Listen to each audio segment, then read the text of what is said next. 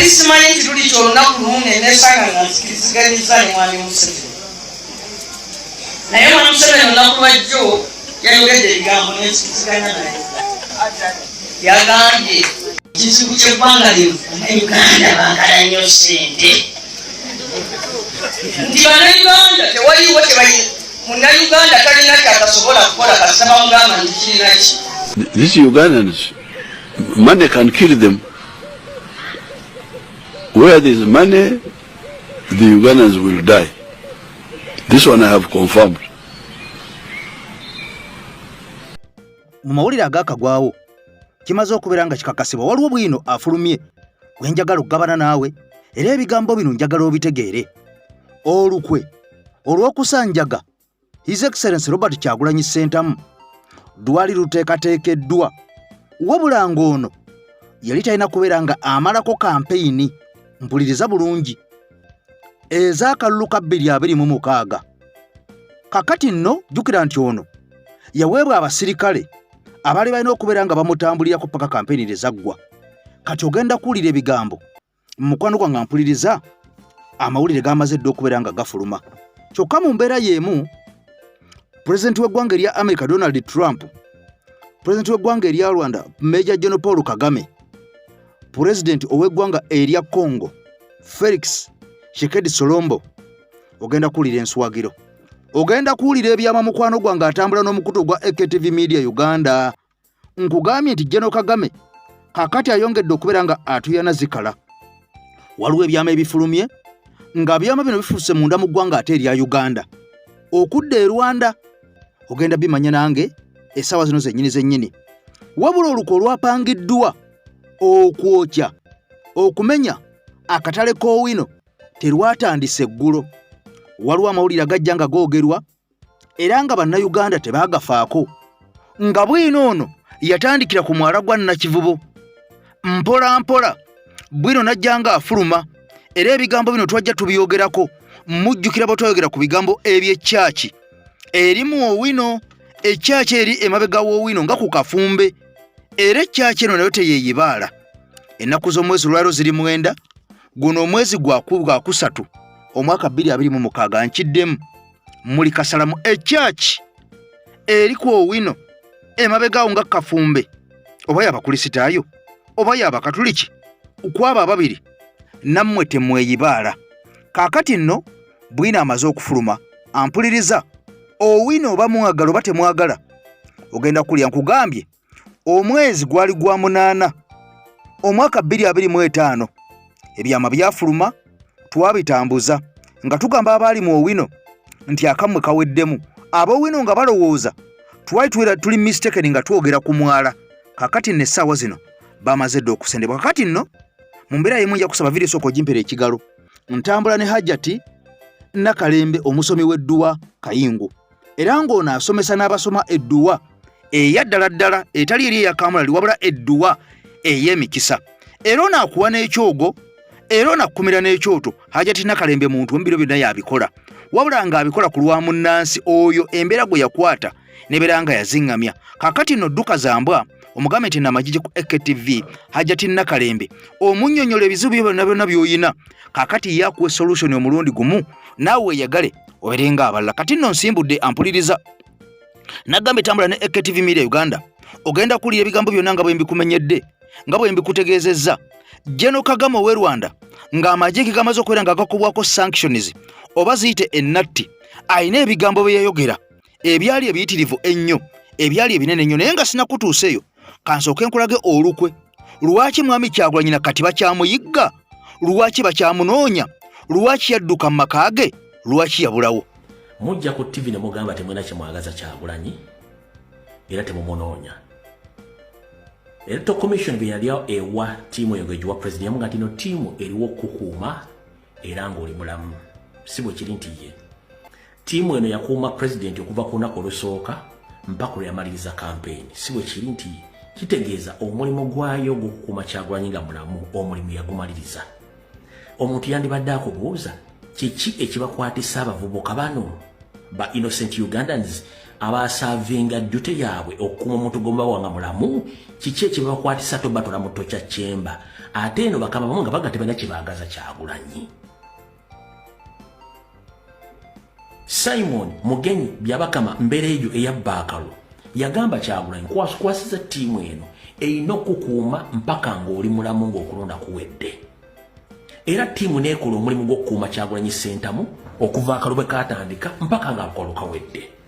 Kati kiki okujja nga mugamba nti mwali mwagala musindike ttiimu endala etamanyikiddwa ette Kyagulanyi nga bantu tebategedde kiki ekibakwatisa abasajja bano ne Kato mu kalulu ka 2020 mwali musse Kato mwena mujjukira baludde mu struggle Kato Guy eyalemesa Kyagulanyi mu kubessa mukono eyagaana ebiragiro bya Nyanda okutta Kyagulanyi mu 2021 Kato naye obulamu bwe bwafa bwasaanawo lwakuganda kutta Kyagulanyi. Kati neno ttiimu yagaana okugenda ku biragiro bya Muhoozi naye ng'ate tasiki gye baali bagiwadde kuuma Kyagulanyi nga mulamu era tasiki n'egikola bulungi nnyo mpaka okulonda bwe kwaggwa.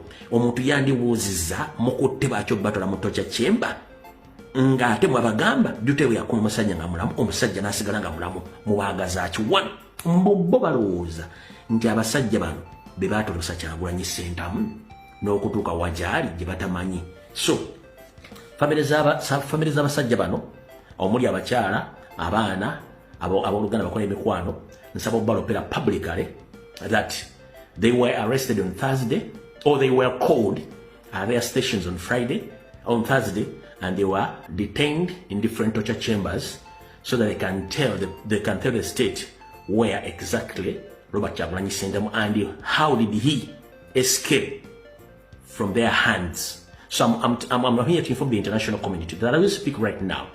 The team which was given to Robert Kyagulanyi Ssentamu to protect him during the elections was called on station on Thursday and they were detained and arrested. Right now, they are tortured in different torture chambers across Kampala and they have been forced to speak the whereabouts of Robert Kyagulanyi Ssentamu as we speak right now. So I'm here to inform their families, friends, that your relatives, they are under detention on orders of Museveni and his son Muhoozi. So mutegedde bulungi nnyo ekyo jagadde nkiveeko sigenda kirwako.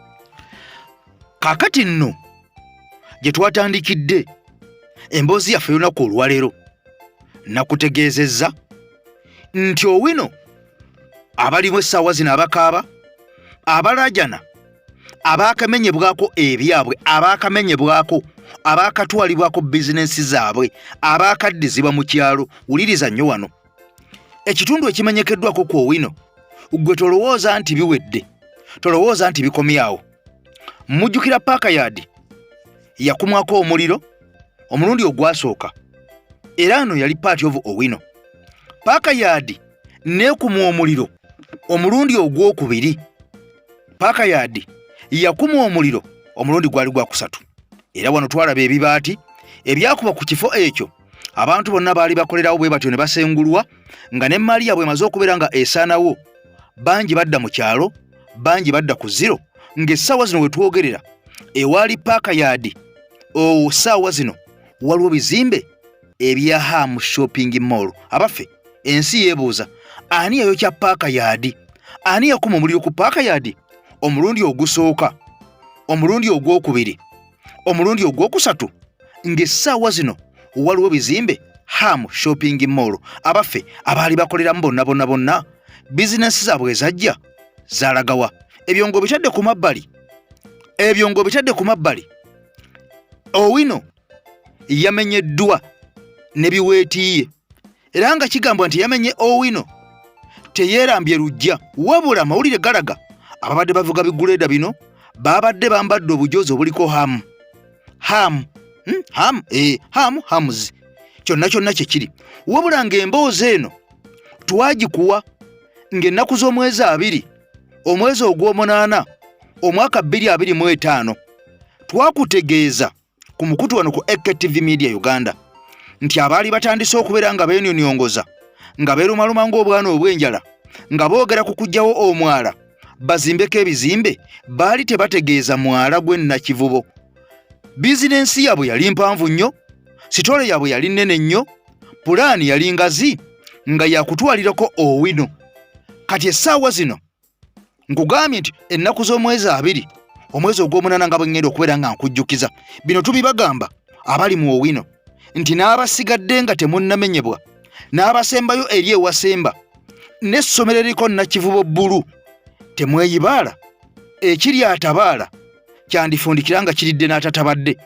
Nkugambye nti Owino eyamenyeddwa abasuubuzi bangi bizinesi zaabwe basigadde bafumbya miyagi bangi ababadde mu looni abaagenze nga bakaaba nga baaziirana nga balaajana wabula bano abamu baatuuka n'okugamba ku bamu ku bantu abaali beesimbyewo mu kibuga Kampala abatali ba NRM ne babagamba mutuviire muleme kutukyankanya na byabufuzi byammwe ffe twagala bizinesi zaffe ebisigadde tetwagala kumanya.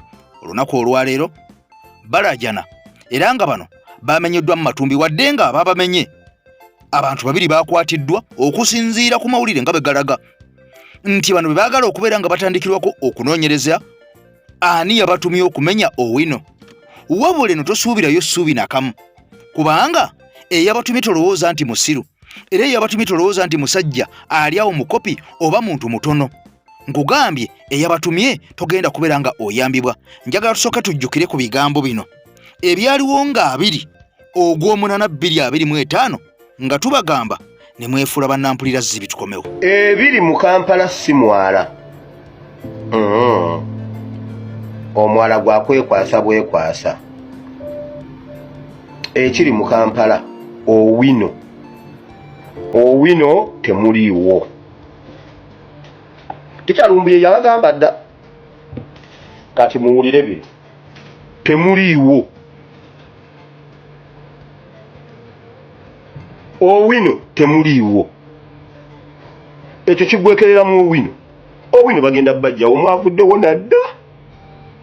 A few moments later.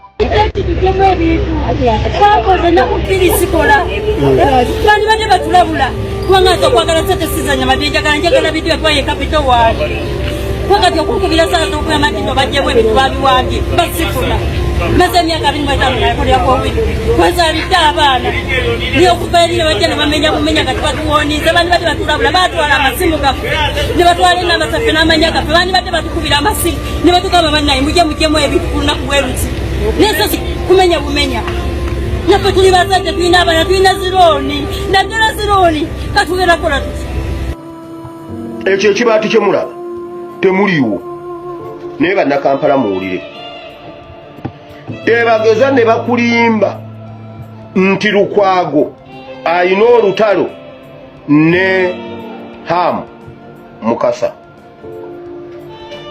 Hamisi Hamu tayina lutalo na Lukwago.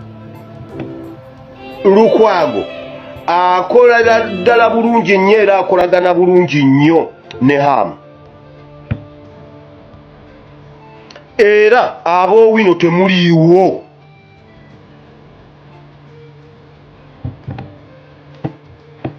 Lukwago akolera Hamu era Lukwago kati kambabuulire Lukwago ekimubeezezzaawo ebbanga lyonna lyonna ekimufudde ow'amaanyi nkwe. Lukwago alya ku nkwe. Lukwago agaggawalidde ku nkwe. Yasooka n'azizaalibwamu n'aziyonka n'amala oziyonka n'azisoma.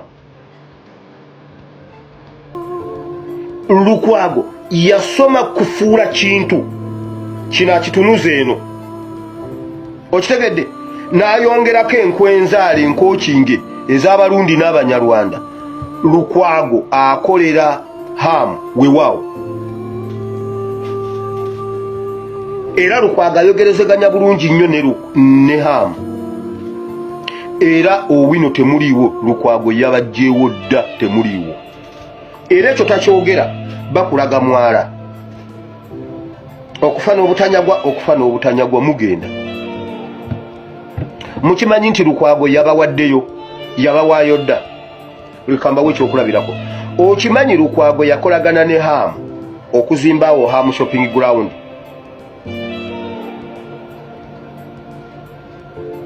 omanyi lwaki Lukwago yafuba okuba Jennifer Musiso mujja waawo. Omanyi Lukwago akutte Kampala n'amuteeka mu mikono gy'abamafiya ba Museveni nga y'omu ku bo nga yaaliwo kubatimba bbula. Bo ne bagenda mu maaso ne bye baagala ng'ate akolagana nabo.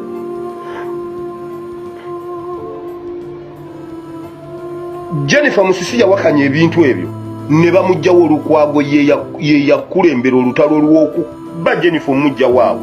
Era bwe yamugjawo ekisaawe kye Nakivubo ne kigenda Hamu shopping ground nezimbibwa waawo. Yamala kuvaawo nga Jennifer yali alina enkola ennunga mu gye yali ayagala okukola nga bannannyini kifo be basigalawo. Mwasigalawo abaali bakolawo ebyapa Jennifer Musisi bye yakwata n'abihanding over n'abiwa Betty Kamya biri luddawo. Owino temuliiwo. Owino temuliiwo. Ate siwala nnyo okuva kati. Mangu nnyo mugenda kera ku makya. Eiza nga muyidde mwenna muweddewo bakubewo ekibaati kikwatire ddala babagambe katumalo bakulaakulanye. Ennaku z'omwezi nga 2 omwezi ogwali ogw'omunaana ng'ennaku ng'omwaka 2025 twabategeeza nti akatale k'Owino baali boolekedde okubeera nga bakasendawo, wabula bano baali beekwasisa ku mwala gwa Nakivubo nga balaga nti gwe baagala okuzimba.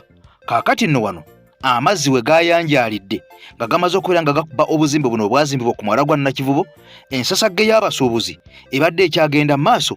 Kaakati bano baagikosezza nga opportunity okulaba nga n'Owino yennyini evvuunika erisooka nga bwe twabategeeza litandika, era ebizimbe bingi byamenyeddwa mu Owino. Bizinensi mpitirivu ez'Abannayuganda abaasigadde nga bakaaba, abaasigadde nga balajana, era nga bano bagamba tebamanyi ekyakuzzaako kubanga bangi babadde bali mu looni. Saagala weerabire ani agaba looni era yakumenya nga kitegeeza nti agenda kumenya bizinesi yo gy'obadde okola gye wasabirako looni eberenga ekufudde nga tokyasobola kubeera nga osasula looni. Kaakati olwo nekyobadde wasinga mu looni afundikire nga nakyo akitutte, olwo ng'akuzizza ku zero ngozze mu kyalo, bizinensi eweddewo nga n'ennyumba gye wasinga mw'obadde osula etwaliddwa. Kitegeeza ogenda kudda ku mwala, kitegeeza ogenda kudda mu kazigo, kitegeeza ogenda kudda mu kyalo. Nkugambye akumenya essaawa zino yasindika n'abakuwa looni nti ajja kumenya gy'okolera nga n'eri waka gy'osula nayo yasendayo, sore nga wawaayo mu looni, nga kitegeeza nti ensimbi ze wandizze eno gy'okolera okuziwayo nunula amakaago tojja kusobola. Kakati nno ofuuse emmomboze mu nsi yo. Nkutegeezezza nti okusinziira ku basajja munda mu KCCA bagamba nti abaamenye ekifo kino tewali muntu n'omu yabatumye kuva mu KCCA, era okusinziira ku mawulire galaga bano 2 baakwatiddwa butereevu nnyo nga bagamba mbu be bagenda okuyambako mu kunoonyereza n'okubuulira ensi ani yabasindise okujja okumenya akatale k'Owino. Kaakati nno tulindiridde, naye nkutegeeza nti ne paati esigaddewo temwerinda, ne Nakivubo Bulu temwerinda, n'abakyaki temwerimba, mwenna mujja kugenda. Hajati Nakalembe katuveewuwe. Salamu alaikum. Hajati Nakalembe omusomi w'edduwa. Bw'oba wenyiye embeera embi yankusomere ku dduwa. Abali ebweru mirimu gigaanye papula zeesibye, kino kyekyoto kwensabira omukisa kobe ng'odiriddawa wali wenkusabira n'ofuna emikisa. Ky'oba olaba ngabirira ebinyonyi ebitalina kyakulya naawe atalina mulimu jankusomere ku dduwa ofuna omukisa. Eno ennyanja kwesira buli kimu ekisira ne kiba kikujjudde nekikasuka mu nnyanja nekikunta nekigenda. Nze Hajati Nakalembe kambawo ennamba yange yeeno 052537529. Temuddeeyo nemwebakira ebizibu mukoye ku nnamba yange eno. Tutandise n'abasuubuzi mu katale k'Owino naddala ku bizimbe ebiriraanye ekizimbe ekizimbibwa ku mwala ogwa Nakivubo. Bano bakeredde Masika kalakita ezitamanyikiddwako yazitumye bwe zimenya ebimu ku bizimbe mwe babadde bakolera. Ekifo ekweto kino kikoleddwa mu Matumbi Putte kyokka akulira eby'ekirugumu kesi Sharifa Buzeki ayanguye okubagwa mu buufu era babiri babadde bavuga kalakita zino ne bakwatibwa. Ayogerera ekitongole kikesi Daniel Nwabine atugambye nti tebannamanya yatumye bamenye kyokka bo abasuubuzi bawutadde ku muliraano waabwe Hamisi Kiggundu. Katubirabe.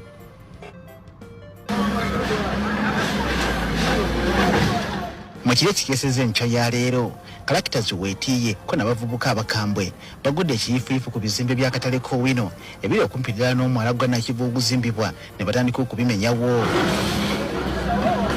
Banonga tebalina wadde obukuumi bwa poliisi obwedda kalakita wezisenda nga bwe bayiika okwefunira ku byamaguzi ebibaddemu anti kitegedde nti bangi ku basuubuzi tebaategedde ku mupango guno kale ne balekamu ebyamaguzi byabwe nga badde waka. Bamenye ebizimbe ebiri ebusukka ku bw'ekizimbe Kisekaziga ne beerula omulyango gwonna ogutuuka ku Nakivubo Blue.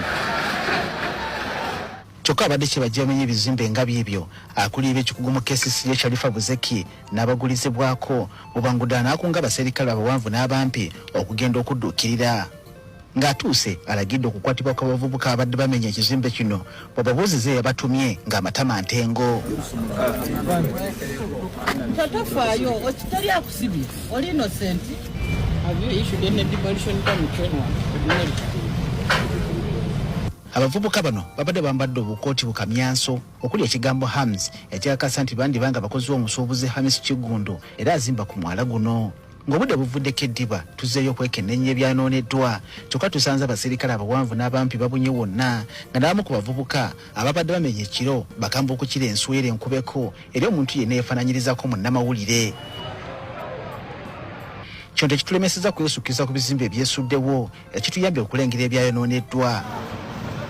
Olw'embeera eno okubeera ey'obunkenke n'abasuubuzi bafiiriddwa maali yaabwe se balengeddwako mu kifo kino awagudde enjega.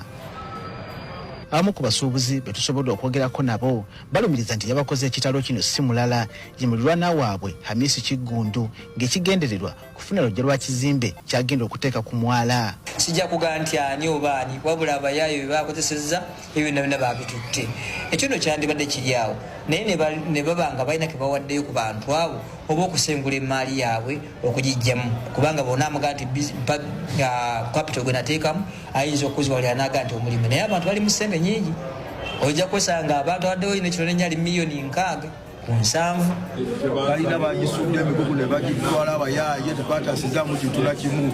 Inamu emigugu ebiri egya Kikomba zizitowa pega 1000 nga tugagumu kitundu kikulu tebatuwonize wabula bakuttemu abantu ab'ekimpatira ne babajjawo ne bagenda babawa ku ssente kati fe abantu abasinga twagumizibwa omukulembeze waffe marketing master wa Katale kano n'atugaa wano wetukolera tebagenda kumenyawo ne tukwata amakubo ne tugenda ewaka tugenze okudda ng'ebintu byaffe byonna tayo.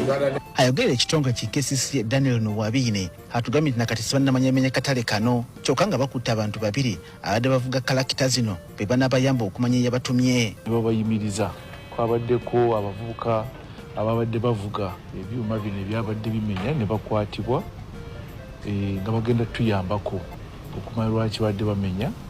Twagala okumanya be bano abazimba oba balala kubanga waliwo akakiiko akalina okuwabula enkulaakulana yonna egenda mu maaso naddala ku mwala. Mbu kyokka ne bwe kiba nga kibadde bakola kituufu bantu babadde na lukusa lwonna olubalagira okumenya ekizimbe kyonna era nga y'ensonga lwaki bakwatiddwa.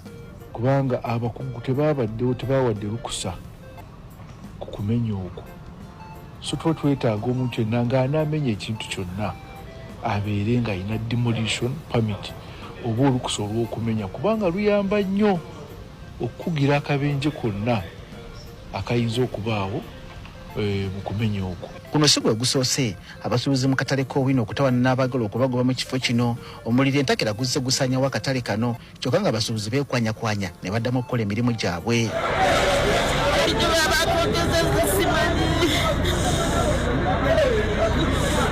Abaana basoma abaana tulina basajja abaana tetukubalabirira mwegera kwagera kukola mulimu ki newola looni genda kukola atyase. Okay, mu ngeri y'emu mwena mujjukira omusajja Inginiya Kaweesi eyeyitanga Komanda 001 era ebyatuuseewo mwabitegedde wabula njagala nkubulira ebigambo bibino ampuliriza gwe wekatambula ne AKTV Media Uganda gwogenda okutegeera ebigambo bino atambula n'omukutu gwa AKTV Media Uganda. Nzize nkutegeeza enkya n'eggulo bwe twali twolekedde akalulu ka 2026 nga twolekedde mu kampeyini zino ezaalimu vaawo mpitewo ezaavirako baganda baffe bannyinaffe bangi okubeera nga baafuniramu obuvune, ezaavirako abantu baffe bangi okubeera nga baafundikirwa nga bakubiddwa emigo emitirivu ennyo, abamu baatuuka n'okubeera nga battibwa, bano ng'abamu baakubwa amasasi, abalala nga baatomerwa emmotoka ezaali eziriko ab'ebyokwerinda.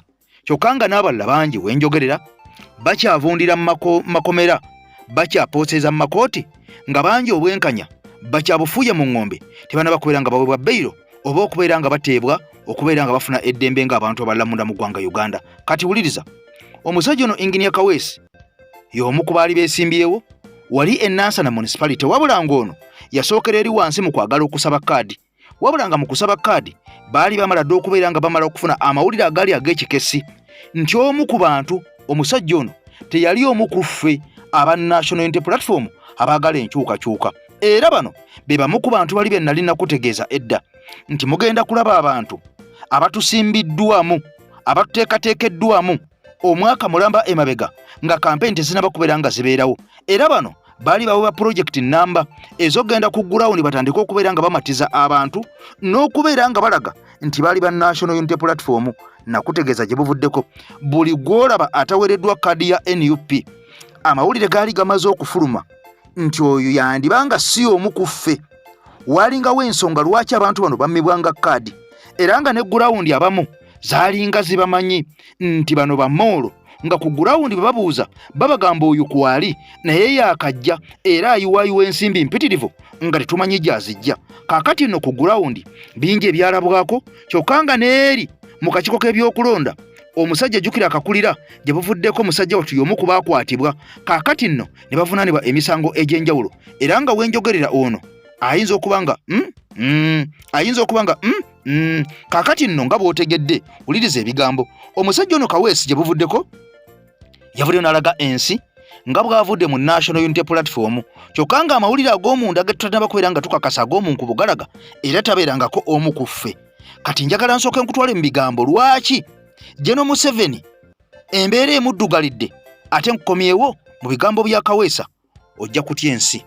Nalabye pulezidenti wange confidence gye yabadde ayogeza, ne mmala ne mpulira nga UN bajjeeyo obukakafu obulaga nti Museveni yatugumbula abantu e Sudaani, ne batuuka okukisussa, okumanya kuli kukisussa nti baakwata bibbomu ne babisuula ne basindiikiriza abantu bagende eyo baffe. Kumanyi kyekitegeeza UN bw'etandika okukulabisa manya bibi, ako kategeere. Museveni yatugumbula abantu e Kasese, omwaka ogwaddako bamulonda nga Global Peaceful Leader, mukulembeza akyasinza okukuuma emirembe, nti bo bwe baba banaakolagana naawe Evo baira Kirini gye bali. Uliriza video eno. Kagame aba UN be baavaayo n'obukakafu obulaga nti Kagame yowa M23. Kagame yali abyegaanye. Aba UN ne bagamba bukakafu weebuli nga boolaba bwe bakikola ku Museveni. Owulira, Kagame ye yalowooza byakusaagirira, boyi kimutuddemu, batuuse n'okkomyawo omutabani wa Abyalimaana Omuhutu, batuuse omukomyawo bamulaga ensi. Era Kagame we yamulabye yakyachukiddewo nnyo, babanga abagamba nti ssebo waliwo replacement wano otuzannyirako. Amagye ga Kagame ne bagateekako sanctions. Njagala owuliriza video eno. Wuliriza, Museveni abazungu bwe batandika omulabisa nga bakozesa UN nga bamuteekako gwa butemu. Jukira luli baali balabisa Kagame yekka, naye nga bakimanyi bulungi nti ne Museveni ali ne Kagame ku nsonga za M23, naye basigala balabisa Kagame yekka. Owulira, kati saawa zino ekizibu ekikyasinza okubeera ku Museveni nti time teri ku side ye, nti omuntu yenna abala. Jukira bali abasajja babala naga kati nga bwe batuteerawo Museveni atukalabudde emyaka 4 kati bapulaninga myaka 4 mirala. Ono Museveni bakimanyi tasobola kikola. Lwaki? Nti mu kibalo tayina bantu. Abantu be babula mu kibalo kye. Yensonga lwaki n'amaanyi yagatadde ku media. N'akwata billioni 5 mu kamera. N'agamba nziwadde mmwe ba YouTuber kitegeeza. Abanga asindika message mu bavubuka abalala. Nti nammwe mukwata olugendo olwo. Bakasukulu we bakuwata. Lwe lulimu amakulu. Owulira? Mu kibalo kyabwe temuli bantu kati kiki kye bakola. Bafuba nnyo ffe tukiveemu. Ffe. Tubiveeko. Buli we tubivaako bali pulesingawo baabwe. Osegedde bagenda kuwaana bo. Yensonga lwaki bateeka ssente empitirivu nnyo mu propaganda. Ogendo laba buli awali post eyogera ku Kagame. Ogendo laba waliwo abawolereza abali awo. Ffe tuli baye. Ffe Kagame tumwagala. The Lion of Africa. Osegedde nti okulaga omuzungu nti nange nkyasobola tonsuula.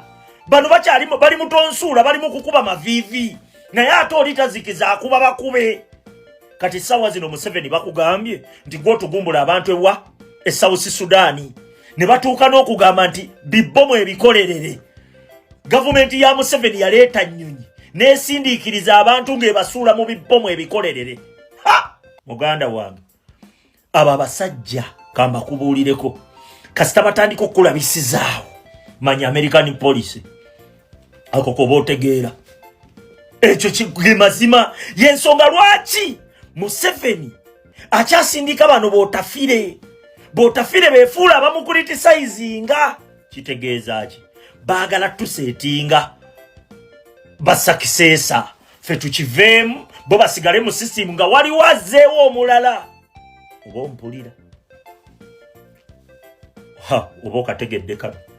Bano bootafire okujja okwefuula nti bakulitisizinga Museveni. Museveni gwe tumanyi tosobola mu kulitisizinga n'osigalawo. Kiki ekibadde kittisa bajjeno bano ababadde bafa emabegako. Oli yayogera bwogezi nti oyo yawagira olio wa NUP battamudde. Omanyi kye kitegeeza? Tebatoleratinga nonsense. Museveni kikwataganaawo. Maje biki tatoleratinga nonsense. Bano bootafire okujja ne boogera. Kitegeeza bamanyi waliwo ekisobola okujja. Bakisuubira. Yensonga lwaki Museveni akanga abazungu. Bwe balumba Maduro, Museveni yavaayo n'agamba Abamerika bamaanyi nnyo waggulu. Wano wansi abanga abagamba nti sebo temutwe ng'anga eno tuyimiridde.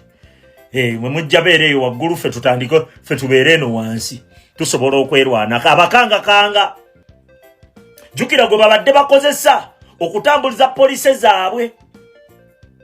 Security wise mu Great Lakes region. Museveni ali akanga. Ako ko bootegeera. Batuuka okulumba Iran n'avaayo n'agamba Africa tulina okwetegeka. Ezo message azisindikira baani mmwe bannayuganda bwe mulowooza. Ezo message azisindikira muzungu nti tontambaala. Naye ekyennaku kyayina si muvubuka si muto tayimu teri kusaidiye. Kati gwe n'owekangabiriza otya bali abasajja baba balabya myaka 5 mirala mu maaso okyagiyina we bakubuuza nga gwe Museveni eyo anso batogiyina. Kati tegeera olutalo bana basajja lwe balimu nawawe tubatuusizza.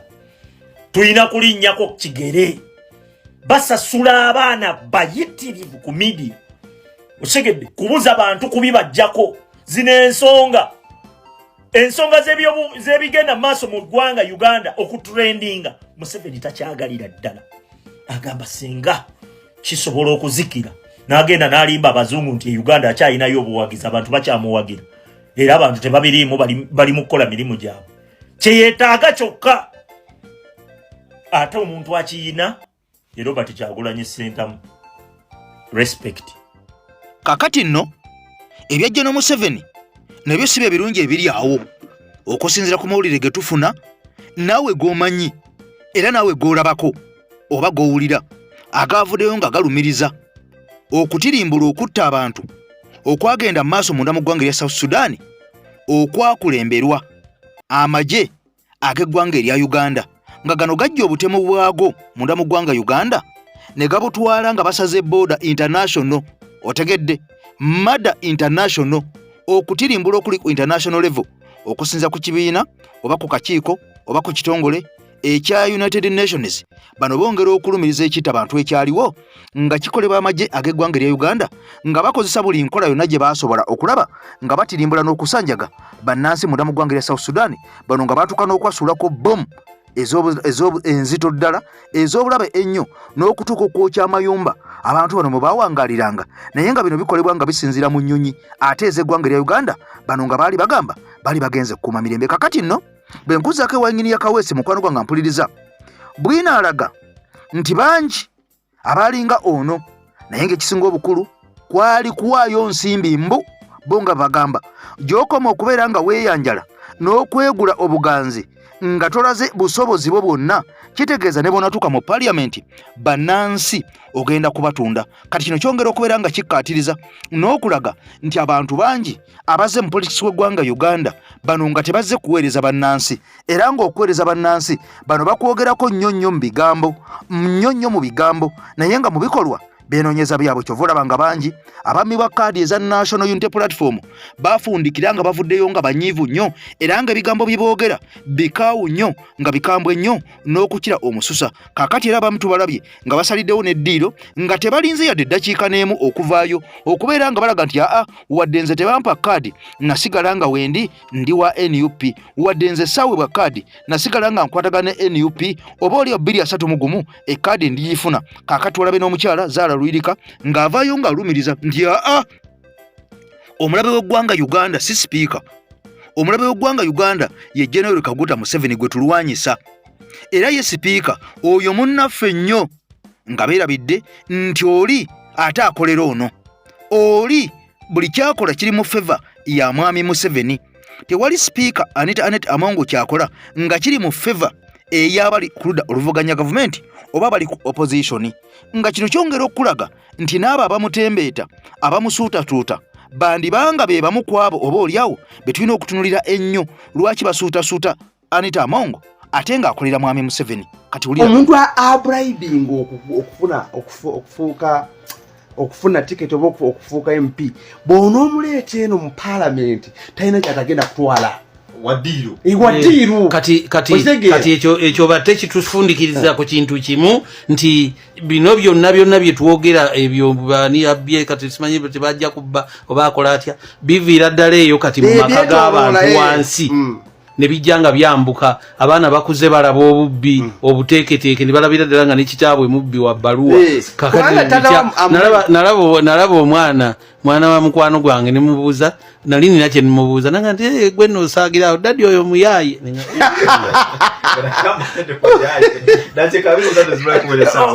owuliriza kano ewaffe nze taata wange ayina Makenna Jeeraawo ye famire yaffe weebeera bw'otunuulira Najjeera mukwano gwange Yusuf Sserunkuma yayitako yajja Najjeera recently mu kalulu akakuba president ayiteyo n'alaba amayumba nakabana kana amayumba bano abantu basobola batya okugazimba naye abantu bw'obabuuza nti oyana secretary olyani oyo gundi bakola mu gavumenti naye bw'ogenda n'otunuulira essente ze bafuna omusaala gwabwe kubanga gavumenti esasula ssente nyingi PS ndowooza baamwongeza afuna milioni 10 kati luli yafunanga milioni 2 naye ng'osanga PS nga ekyalo kyonna akiguze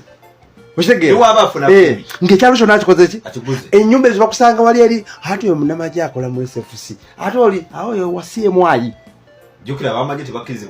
tebalina bizinesi n'obuuza atunda ki walaba sitole mu mawulire nga Kano Kayanja brigade ya Geno story ya Money nga mbu yaguze ettaka ebulindo ndoza ebulindo wa obaza ali mu gundi 10 ngaziguze bilioni 5 the story was in the money kati nobuuza what business does he do to afford okwata bilioni 5 okugula ettaka Ajja kugamba nti nina ba investors betukola. Bebani batubuulire. You see, kakati owekitiibwa Kamya, Betty Kamya kyovala amazi tegera biraje gaali gakulukutidde. Kubanga Betty yawakanyako government n'enkola etatambula bulungi ne bwagenda eri mu gavumenti ajjukira kyesigalamu kubanga obubumbwa bwe ebikyamu bikola ki newankwadde obiriko obiraba era yatuyamba omulimu n'atuwa figa n'agamba naye okukwata ababbi baafuuka simaati akubba n'otamanya na waayise tutunuulire nti bwe mba muwa miliyoni 4 naye alina resources ezirimu alina ebyapa 50 alina ebyaka 10 ennajeera abatuwuliriza 5 ku 10 yaayo ya miliyoni 2.5 5 ku 10 bibiri meka mu 5 taka kuliko kiriko kakati bw'ogulayo yiika oli mu kawumbi kamu twebuuze nti bannayuganda abalina bizinensi nga za kawumbi tosobola bw'obabala 1000 luyinza okuba terukola ki teruwera naye yona structure zino zonna zolaba bo sente bazijjawa beti n'atugamba solution tulabe lifestyle audit byalina bicorrespondinga n'omusaala gwalina mukama waffe president ngaze okulunkinga ekyo agava ku babbi baffe sente bagenda okuzinvestinga ewalala lwakiri bazinvestinga wano lumu nagenda mu maka g'omulamuzi waliwo yantwalayo omulamuzi ate tali kuwala nnyo n'okuva wano wetuli mu kikomera kye nga mulimu emmotoka 7 bajja kukubira olugamba emmotoka meka 7 katenti kano bukoze wewe kitegeeza nti tezitaddeyo obukyaza ate nagendayo ku matyako sawa zonna weziri mmotoka 7 si bumotoka buno waffe wetuvuga buvitiizi emmotoka ensajja nembuuza omulamuzi wa high court emmotoka 7 azijjawa okubeera n'emmotoka mubanga sembayo okuba yabbeeyi entonotono eri mu miliyoni 10 katugeze asula nno waneeno okuliraana wano okubuna obusozi obuli wano akasozi ako okukagulanga ekitone ennyo kyeyakagulanga biliyoni 2 okuzimbako ennyumba eyo gyakoze eki obuuza omulamuzi wa high court akoledde emyaka 5 resources eze azijjawa so ndowooza nti obubbi buli systematic n'okubulekawo nakyo kigenderere therefore nti kubanga bakimanyi nti eno system tesobola kukola nga terina bubbi kubanga ndowooza bw'otandika ogikwatako eyinza okugwa